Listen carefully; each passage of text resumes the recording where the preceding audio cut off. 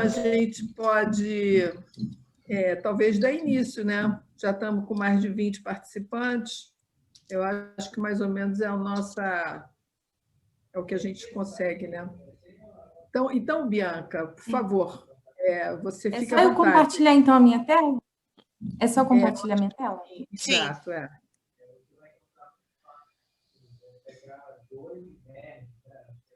Dá para ver? Dá para ver. Tá. Primeiramente, eu queria agradecer o convite, né, a vir participar desse grupo, a fazer a apresentação hoje. Agradecer ao Fernando, que fez essa conexão entre a gente. Ele veio aqui em Leeds passar alguns dias e a gente acabou se conhecendo, então já é aí um fruto dessa nossa amizade. E queria também pedir desculpa que eu acabei traduzindo a minha apresentação meio que no último segundo, porque eu estava planejando uma apresentação de 15 minutos, e aí eu mandei uma mensagem para o Fernando, que eu esqueci de perguntar quanto tempo que tinha que ser a apresentação, e descobri que era 40, então foi meio assim na correria. Então, se tiver algum erro, eu já peço desculpa logo de início. E esse paper que eu estou desenvolvendo junto com os meus orientadores daqui de Leeds, né, a Nina Kaltenbrunner e o Gary Dimsky, é sobre hierarquia e internacionalização de moeda, né? E eu estou... o papel principal desse paper é analisar a internacionalização de moedas periféricas, a natureza dessa internacionalização. Isso é um dos meus capítulos da minha tese e que a gente está desenvolvendo agora para publicação, então eu acho que qualquer comentário e perguntas são extremamente úteis para o nosso trabalho. Então, primeiro, só para começar com a motivação daqui desse nosso estudo, né, sobre internacionalização de moeda, eu acho até que faz um gancho bacana com a apresentação da Vanessa, no último encontro do FIND, né? A definição bem generalizada de internacionalização de moeda é o uso da moeda doméstica por agentes não residentes, né? Tem uma discussão que agentes não residentes ou não nacionais, né? Seriam agentes estrangeiros, mas isso foge um pouco aqui do nosso escopo. E o segundo ponto aqui, uma segunda definição, que é sobre a hierarquia de moeda, que a gente trabalha com isso também, é uma representação dessas funções internacionais da moeda e que, numa análise pós-keynesiana, a hierarquia de moeda ela é formada pelo prêmio de liquidez da moeda, e a gente vai falar um pouco sobre isso mais à frente. E nesse paper aqui, o nosso ponto principal é que os diferentes tipos de internacionalização de moeda vão refletir na posição dessas diferentes moedas na hierarquia. Então, não é simplesmente uma discussão sobre o quanto as moedas são internacionalizadas, mas e qual é a natureza dessa internacionalização por detrás dessas moedas. E, nesse caso, esse paper, nosso foco é nas moedas periféricas. E para explicar a internacionalização dessas moedas periféricas, a gente sugere um tipo adicional de internacionalização, que não é discutido na literatura, né? Que a gente chama de Short-Term Investment Currency. Porque conhece no atraso. Bom, então deixa, vamos para o videogame, precisa fazer. Eu esqueci de desligar o microfone. Já desliguei aqui. Obrigada. Que seria uma moeda de investimento de curto prazo, né? Então, o ponto principal aqui é que, geralmente, as moedas de países emergentes, né, que são essas moedas que são também periféricas e estão nessa posição subordinada na hierarquia de moeda, no sistema monetário internacional, causam problemas de instabilidade cambial, vulnerabilidade externa, risco financeiro, reduz o grau de autonomia política. Isso é um ponto que a Vanessa estava discutindo na apresentação dela também, né? O problema da posição subordinada dessas moedas periféricas, que no caso do real, que é também uma parte do foco da minha tese de doutorado. E esse gráfico aqui, na verdade, é só para exemplificar aqui um pouco a motivação do meu estudo. É um gráfico do FMI, que mostra a volatilidade das moedas, né, a grande desvalorização que a gente tem, que a gente observou agora com a crise da pandemia, a crise da Covid, né? E aí, se você reparar, os principais países que são exportadores de commodities, como o Brasil, África do Sul, Rússia, tiveram uma desvalorização muito forte no início agora da pandemia, que mostra, né, essa versão dos investidores internacionais, pelo apetite deles de risco, né, e volta com esses fluxos de capital para os países mais desenvolvidos, para as moedas centrais. O conteúdo dessa apresentação, primeiro eu vou falar rapidamente sobre o conceito de internacionalização de moeda, que a gente já tocou um pouco sobre isso. Vou falar da análise funcional das moedas internacionais, que foi uma contribuição do EPI, Economia Política Internacional, em inglês a gente fala o contrário, IPI. A terceira parte da minha apresentação, vou falar sobre a hierarquia de moeda, que é um tema que divide um pouco, foi iniciado pelo EPI e foi aprofundado mais pelos autores keynesianos. Na parte 4, eu vou falar da análise pós-keynesiana do sistema financeiro internacional e, por fim, eu vou discutir a minha contribuição teórica, a nossa contribuição teórica desse paper para análise de internacionalização de moeda. Então, só para começar com um conceito bem básico aqui de internacionalização de moeda, a internacionalização de moedas é simplesmente o grau de aceitação dessas moedas por agentes não residentes. Então, pessoas que não residem no país, quando eles demandam a moeda doméstica, isso é tido como como a definição da internacionalização de moeda. E a internacionalização de moeda, ela também é analisada sob a ótica das funções internacionais da moeda, que é uma contribuição do Cohen, né, que começou com essa análise funcional e já tem uns 20, 30 anos atrás. Então, o conceito fraco de internacionalização de moeda é quando essa moeda ela é transacionada entre um residente e um não residente. E o conceito forte de internacionalização de moeda seria quando dois não residentes fazem essa transação. E nessa maior globalização que a gente tem observado, né, com maiores fluxos financeiros no mundo, observa-se também, inclusive tem um paper do FMI falando sobre isso, já um pouco antigo, uma maior demanda por essas moedas ditas periféricas. Então, o que quer dizer isso? Seria isso, então, uma tradução de uma maior internacionalização dessas moedas? E mais, são essas moedas periféricas, né, que estão num balaio só, seriam elas parecidas, homogêneas, ou tem maiores diferenciações entre essas moedas?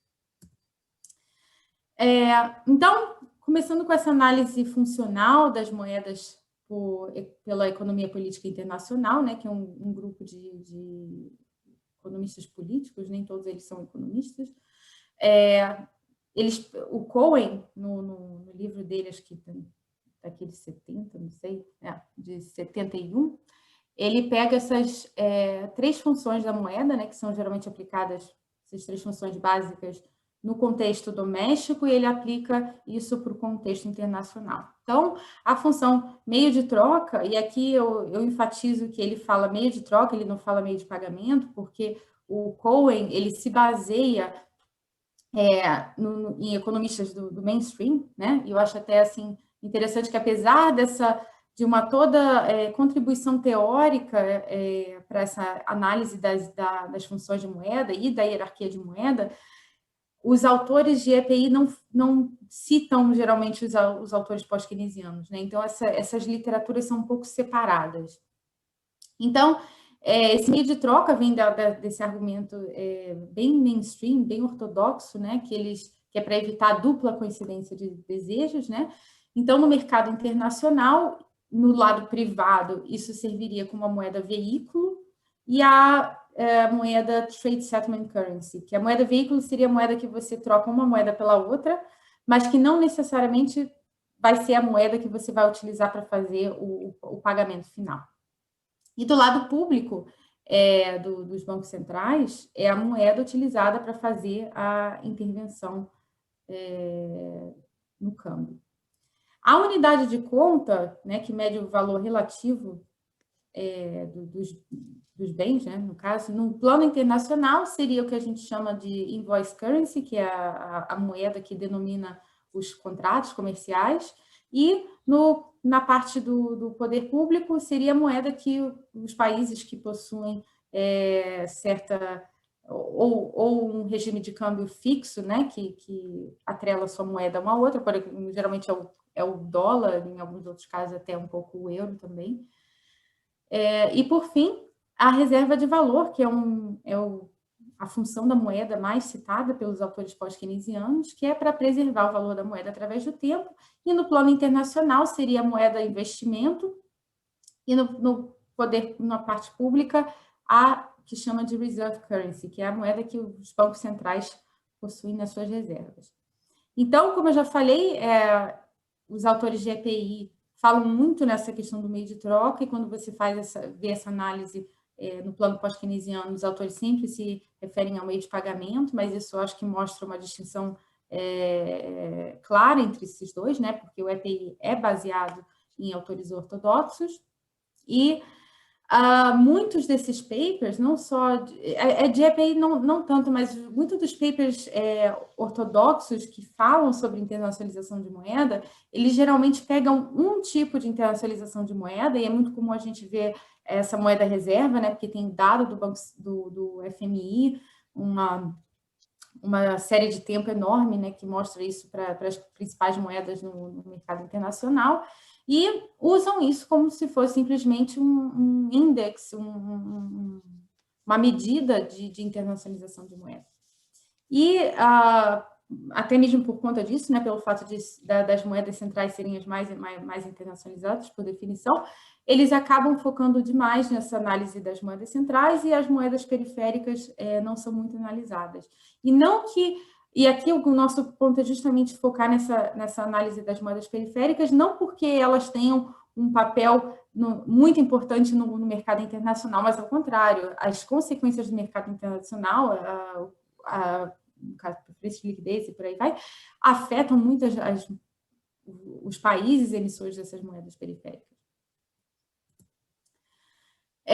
Então, essa análise funcional no plano até pós-keynesiano, né, faz muito essa dicotomia entre centro e periferia, né, onde essas moedas centrais são as moedas que cumprem a maioria das funções internacionais da moeda, e as moedas periféricas, em contraste, são aquelas que cumprem poucas ou até mesmo nenhuma, e elas são as moedas que ficam na base dessa hierarquia de moeda.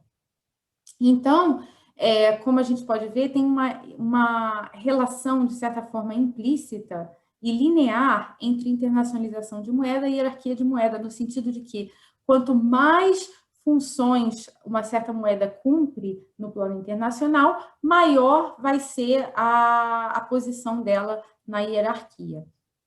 E essa é uma análise que ela é realmente muito implícita na literatura, não tem uma discussão explícita de qual é a relação entre internacionalização e hierarquia de moeda.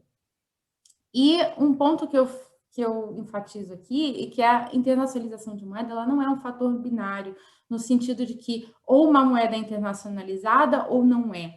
Existem diferentes graus e tipos de internacionalização. Então, não é só simplesmente sobre a quantidade, o grau que a moeda é internacionalizada, mas a qualidade dessa internacionalização, qual é o tipo, qual é a natureza dessa internacionalização.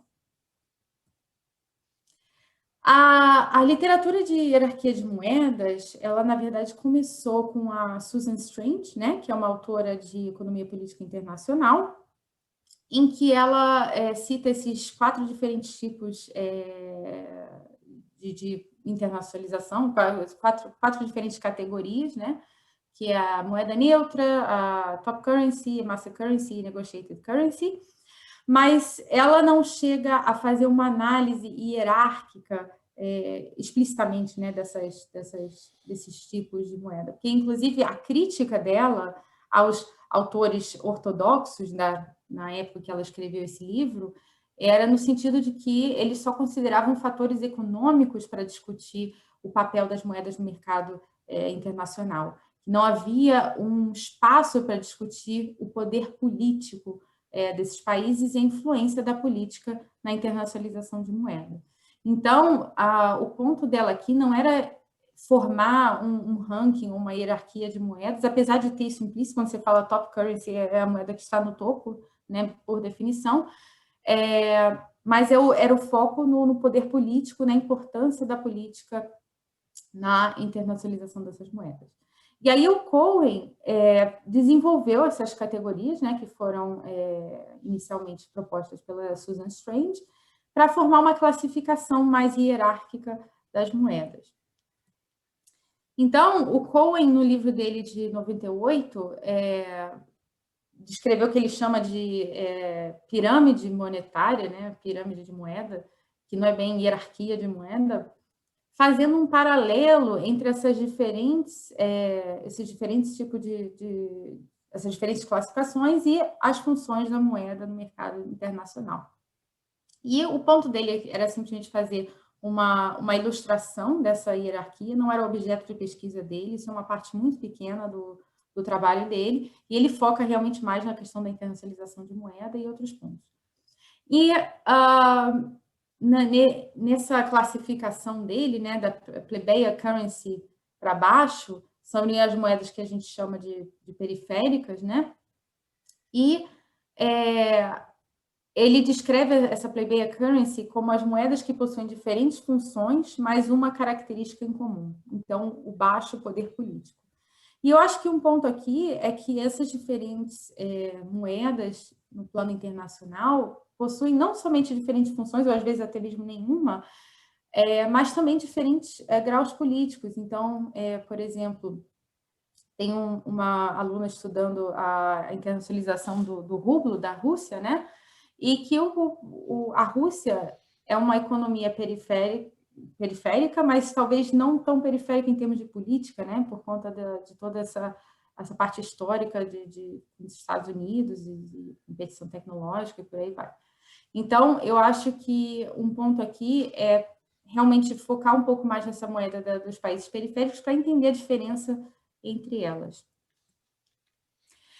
A análise pós-keynesiana, né, trouxe, que essencialmente, né, no meu ponto de vista, é a análise da hierarquia de moeda, ela é pós-keynesiana, porque como os autores EPI começaram com a base dessa discussão, mas eles não foram muito à frente. Então, os autores pós-keynesianos trazem muitas...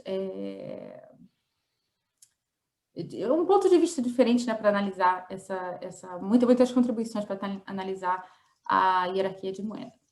E esses autores pós-keynesianos, eles geralmente se baseiam em 3 pontos principais do Keynes, né? O primeiro deles é o prêmio de liquidez, então diversos autores falam sobre o Keynes on rate of interest e aplicar esse tema no mercado internacional. Então, a Daniela Prates e o Andrade falam que os agentes internacionais compõem na carteira deles os ativos denominados em moeda estrangeira como se fosse o currency asset, como se fosse uma moeda ativo, né? E aí, utilizando essa on rate of interest do Keynes, eles mostram que a apreciação A seria a apreciação da taxa de câmbio em relação sempre à moeda-chave, ao dólar. A quasi-renda seriam os juros desses países, né? O custo de carregamento C pode ser representado pelo grau de abertura, por exemplo, o uso de controle de capitais. Outros autores, como por exemplo a Nina, desconsideram o custo de carregamento como se fosse nulo, então vai um pouco da interpretação de cada autor pós-keynesiano.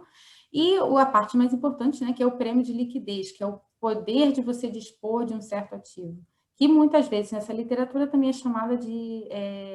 eu não sei se chama prêmio de divisa em português, mas currency premium. E o ponto deles aqui é que esse prêmio de liquidez da moeda, ele é rígido no curto prazo. Então, ele não há uma modificação do prêmio da liquidez das diferentes moedas no curto prazo. Então, e depois eles também a gente vai falar isso depois, mas forma a hierarquia de moeda, mas a gente discute isso daqui a pouco. Então, um outro ponto aqui é que os agentes internacionais vão ter um trade-off entre os retornos monetários, né, que vem principalmente dos juros e da apreciação de moeda, e também descontado se há algum controle de capital, alguma outra medida que represente um custo neles na hora de voltarem para uma moeda central, por exemplo, e o prêmio de liquidez. Então, seria esse o trade-off do agente internacional. E os outros dois tópicos também que são usados pelos autores pós-keynesianos na literatura da internacionalização de moeda, o segundo é a preferência pela liquidez e o terceiro é a incerteza. Então, as moedas de países periféricos, elas vão, para compensar pelo baixo prêmio de liquidez dessas moedas, porque os agentes internacionais não confiam nessas moedas, vão ter que criar condições para atrair esses capitais do mercado internacional. Então, exemplos de políticas que podem ser feitas para atrair capital é, por exemplo, aumento de juros e redução a barreiras entradas de capital. Então, como eu tinha falado inicialmente, esse prêmio de liquidez, ele na verdade vai ser uma medida da hierarquia de moeda. Então, o dólar, né, que é a moeda-chave do sistema internacional, que está no topo dessa hierarquia, possui o maior prêmio de liquidez, e as moedas periféricas, que estão na base dessa hierarquia, possuem prêmio de liquidez muito baixo. E num momento de baixa preferência pela liquidez, como que a gente está experimentando agora com a crise da Covid, da pandemia, esses investidores internacionais, de alta preferência pela liquidez, esses investidores internacionais vão retirar o capital deles de países onde possuem moedas periféricas e voltar para locais de moedas centrais, geralmente os Estados Unidos. E em momentos de baixa preferência pela liquidez, quando o mercado está confiante, eles vão buscar por ativos mais rentáveis, né? E geralmente os ativos mais rentáveis estão nessas moedas periféricas, que geralmente possuem maior juros, né? E uma operação típica é a operação de carry trade, em que os investidores internacionais tomam dinheiro emprestado numa moeda de maior estabilidade para fazer investimento em países de moedas periféricas com maior rentabilidade. E aí eu acho também muito interessante esse gráfico que esses autores pós-keynesianos têm sobre a hierarquia de moeda, que não no sentido... uma figura que não tanto uma pirâmide, mas esses círculos que representam a periferia e o centro, né? Então, no centro desse sistema, você tem o dólar, que tem o maior prêmio de liquidez, seguida pelo euro, outras moedas centrais e, por fim, as moedas periféricas. Uma outra análise da pós-keynesiana pela preferência pela liquidez internacional, que não é tanto difundida, na minha opinião, são os motivos de demanda por moeda do Keynes, né? Então, o motivo transação, que é aplicado no mercado internacional, seria para mostrar a necessidade que os agentes internacionais têm de utilizar um veículo para fazer pagamentos internacionais. Então, compras e venda por exemplo, de bens e serviços, né? Então, o motivo de transação ele é bastante associado com o meio de pagamento, né? Que é a função da moeda de meio de pagamento. Outro motivo de demanda por moeda em Keynes seria o motivo de precaução, né? Principalmente em momentos de incerteza no mercado internacional, que há uma maior procura por essas moedas que possuem, cumprem as funções de unidade de conta e de reserva de valor. E unidade de conta no sentido de pagar por obrigações contratuais, e a Nina faz um ponto muito importante nesse sentido da unidade de conta. Ela sugere um outro tipo de internacionalização de moeda que ela chama de funding currency, e a reserva de valor, que é realmente, como no plano doméstico, né? Em momentos de precaução. E o terceiro motivo de demanda por moeda é o motivo de especulação, né? E a Sheila Dow, ela fala que no mercado internacional vai haver uma demanda por moedas mais estáveis, mas que não estão apreciadas, para a operação de curto prazo, que é o caso das moedas, principalmente de países emergentes.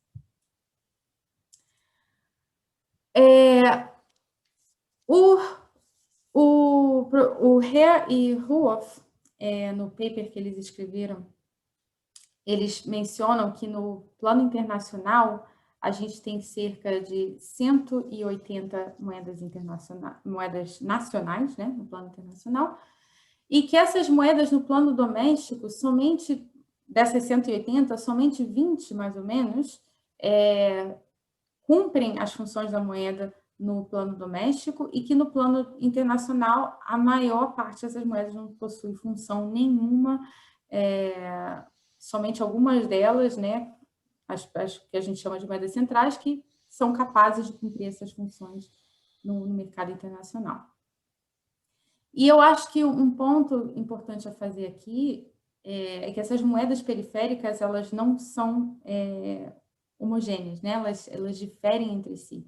Então, quando a gente fala de cumprir ou não cumprir as funções internacionais da moeda, que tipo de funções que a gente está falando? Qual é o grau que cada uma dessas moedas cumpre cada uma dessas funções? Porque, por exemplo, o yuan da China, até pouco tempo atrás, seria considerado uma moeda bem periférica. E agora, quando a gente observa os dados em relação a esses diferentes tipos de internacionalização de moeda, a gente observa que o yuan tem crescido bastante, né?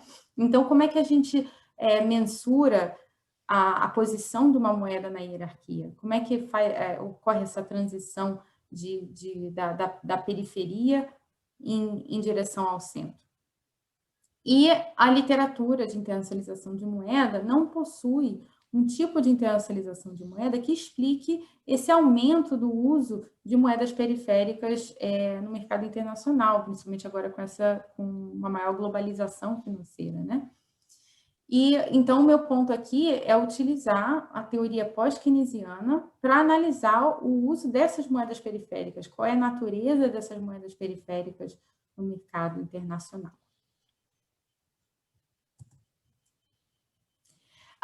Então, voltando um pouco de novo àquele quadro que eu tinha mostrado, né, que era um quadro do Cohen, 2 pontos aqui, né, que as diferenças entre o Cohen, que o Cohen tinha apresentado primeiro 4 tipos de moeda internacional e agora a gente tem 6, né? Então, esses 6 tipos de moeda internacional, um deles, que é um paper da Nina, né, é o que ela chama de funding currency. E a funding currency representa a habilidade da moeda em denominar passivos de investidores estrangeiros, né? Então, o ponto dela central é que quanto mais dívidas os agentes internacionais vão formular em uma determinada moeda estrangeira, maior força essa moeda tá exercendo. Então, na verdade, a gente até tem de certa forma, uma hierarquia entre os diferentes tipos de internacionalização de moeda. Isso é um ponto importante aqui. Então, no caso, a Nina, o argumento dela é que essa funding currency seria a moeda que está no topo de uma certa hierarquização dos diferentes tipos de moeda. Então, se a gente parar para pensar em termos históricos, né, porque a libra esterlina, antes da Primeira Guerra Mundial, costumava ser a moeda-chave do sistema. Como é que foi que a libra esterlina foi dando espaço para o dólar para ocupar esse posto de moeda-chave do sistema? Então, um dos pontos dela foi que, no período entre guerras e principalmente depois, os Estados Unidos estava financiando, por exemplo, a Europa, que estava quebrada depois da guerra, e todos esses empréstimos, FMI, Banco Mundial, todos esses empréstimos, eles são sempre denominados em dólar. Então, a questão aqui principal é que, do ponto de vista dos devedores, no momento em que eles precisarem pagar essa dívida, eles vão ter que pagar em dólar. Então, isso acaba estimulando eles a acumularem reservas em dólar. E se já estão acumulando a reserva em dólar, então outros pagamentos vão ser feitos em dólar. Então tem uma relação muito forte, um poder inicial muito forte da funding currency de estimular outros tipos de internacionalização de moeda. Então, seria um tipo de internacionalização de moeda muito forte, muito positivo, no sentido de aumentar a posição dessa moeda na hierarquia. E a minha contribuição, né, a nossa contribuição nesse paper para o tema de hierarquia de moeda é o Short Term Investment Currency, né, que seria a moeda de investimento de curto prazo. Então, o Cohen, lá atrás, quando ele estava discutindo a investment currency, moeda de investimento, a definição dele é que era uma moeda com uma capacidade de preservar o valor no tempo, né? E esse valor, não só em relação, quando a gente fala de reserva de valor no plano doméstico, a gente geralmente está falando em relação à inflação, né? Então, seria a moeda capaz que, por exemplo, que tem um país com baixo nível de inflação, tem maior reserva de valor, e um país com, por exemplo, problemas de hiperinflação, como a gente teve no Brasil, a moeda perde essa capacidade de reserva de valor. Mas no plano internacional, a gente não está falando só da inflação doméstica, mas também tem a questão do câmbio, né? Então, a moeda de investimento, quando os investidores internacionais compram ativos de longo prazo, o que eles estão buscando é uma moeda com uma baixa inflação doméstica, mas com estabilidade da taxa de câmbio. E essas moedas que desempenham esse papel de moeda de investimento são, nitidamente, as moedas dos países centrais, que possuem alto prêmio de liquidez. Numa economia fechada, os agentes domésticos vão ter um trade-off entre moeda e outros ativos, né? A moeda, por definição, é um ativo líquido que pode ser transacionado, trocado, utilizado como poder de compra para qualquer coisa a qualquer momento. Mas quando a gente vai para o plano internacional, a Sheila Dow fala que é importante a gente diferenciar entre que tem trade-off de duas coisas. A primeira, que são as diferentes moedas que a gente tem para escolher no plano internacional, e o segundo é se a gente vai investir em ativos de curto ou longo prazo. Então, é justamente essa definição, essa diferença entre escolher entre ativos de curto e longo prazo no mercado internacional, que a gente não teria no plano doméstico, porque a moeda em si é o ativo mais líquido, né? Não tem moeda de longo prazo, a gente, justamente com essa diferenciação que a Sheila Dow faz, que a minha proposta aqui é dividir essa investment currency em duas partes, uma de curto prazo e outra de longo prazo. Então, a moeda de investimento de curto prazo, né, seria o tipo de internacionalização que a gente observa em algumas das economias periféricas, né, que são economias onde possuem geralmente alta oportunidade de mais altos retornos, né? No caso do Brasil, a taxa de juros vem reduzindo mais recentemente, mas alguns anos atrás a taxa de juros no Brasil era ainda bastante alta, e são países, né, com moedas com baixo prêmio de liquidez. Então, na verdade, essas oportunidades, esses altos retornos, como a teoria pós-keynesiana discute, de certa forma, para compensar por esse baixo prêmio de liquidez da moeda, característico da moeda. E essa moeda de investimento de curto prazo, ela seria capaz de reter reserva somente no curto prazo. Então, em momentos de baixa preferência pela liquidez, é que haveria uma maior demanda por essas moedas, e que nesses momentos as economias ocasionalmente têm mais baixos níveis de inflação, o câmbio não está tão volátil, né? E isso abre oportunidade para a janela, para esses investidores de investirem esse capital nesses países de moedas periféricas.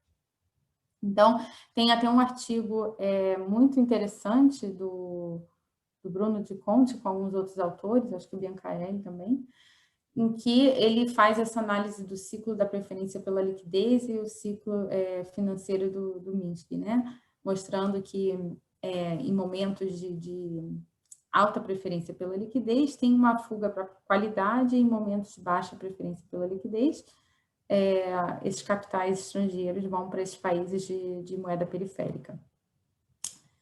E aí, eu acho assim, pensando até nessa distinção que a Nina faz,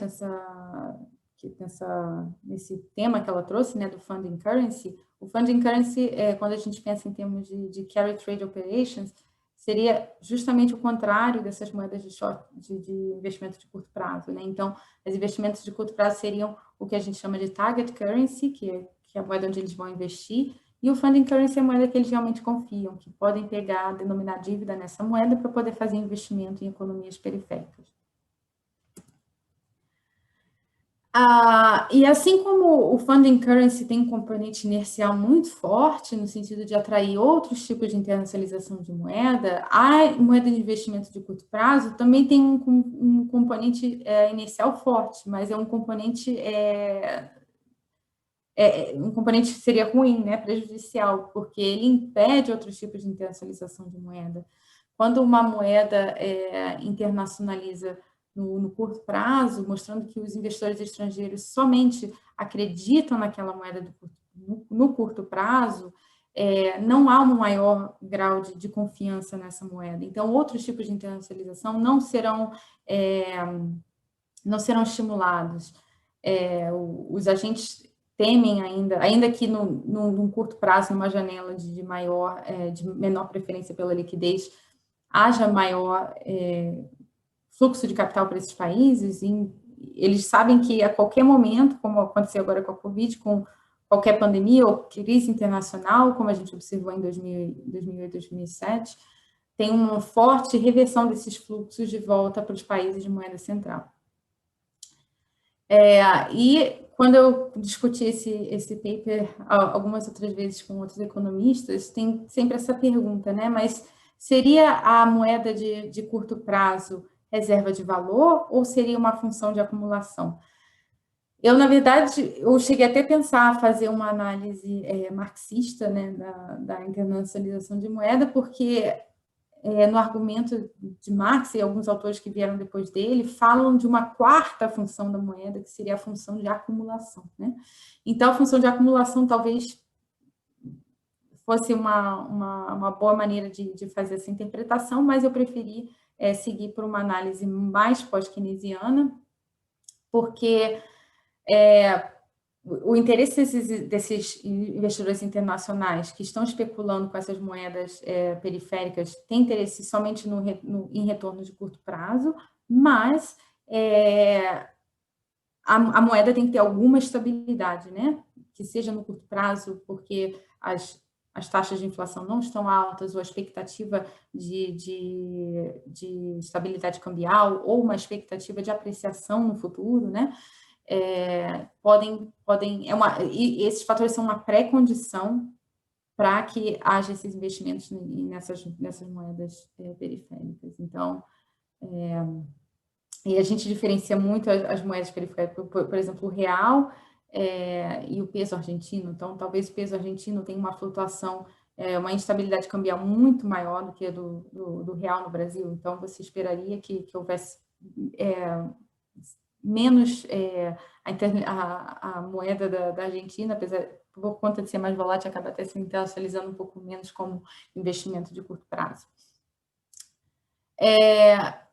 E essas moedas, como eu já tinha falado, essas moedas de curto prazo, elas não vão aumentar o prêmio de liquidez, porque não há uma maior confiança nessas moedas. E até um problema assim do prêmio de liquidez, né, que é o que na teoria pós-keynesiana que vai determinar a posição dessas moedas na hierarquia, é muito difícil a gente mensurar. Como é que a gente mensura que o prêmio de liquidez do ien chinês está aumentando e por isso a posição dele na hierarquia está aumentando? Como é que a gente mensura isso? É muito difícil.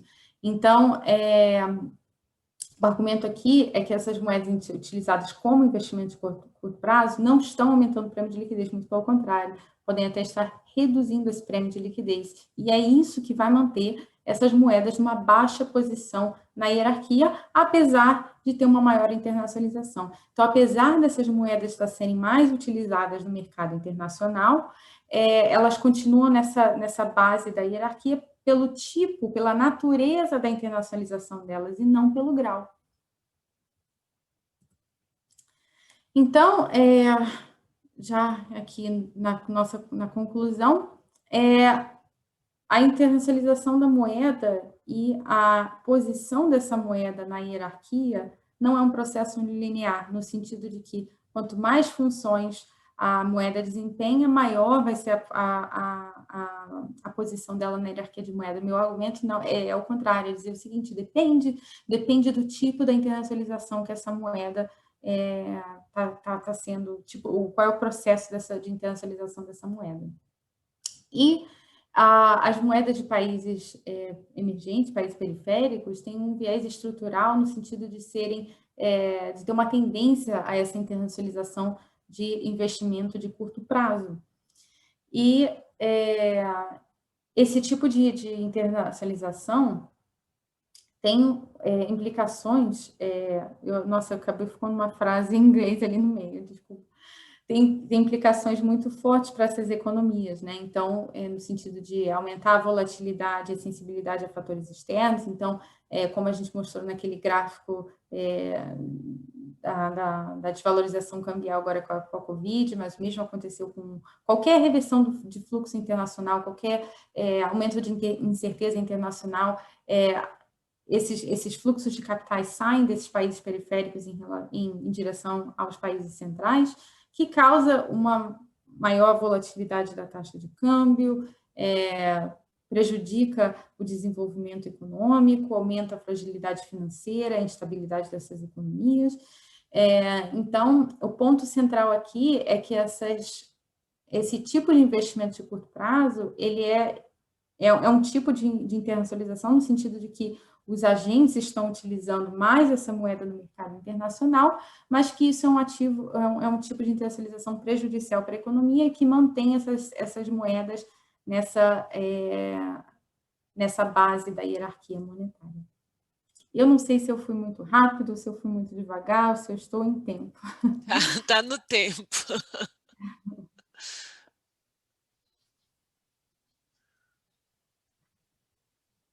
Carmen?